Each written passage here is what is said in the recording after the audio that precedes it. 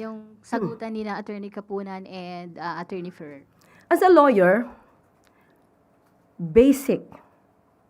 This is so basic. Misleading questions are not allowed,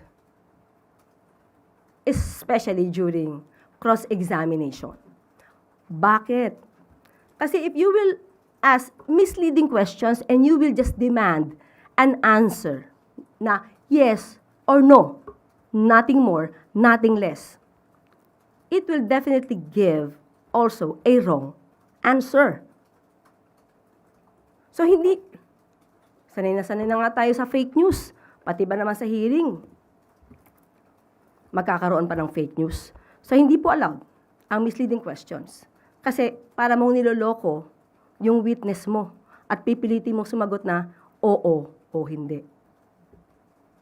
Ma'am, ibig sabihin ba, parte ito, naniniwala kayo, parte ng strategy nila? Yung ginagawa ng defense? Yung pagtatanong ng mga misleading questions? Ayoko mag-judge. Ayoko mag-judge sa style ng mga lawyer. So, respeto ko na lang sa kanila yon.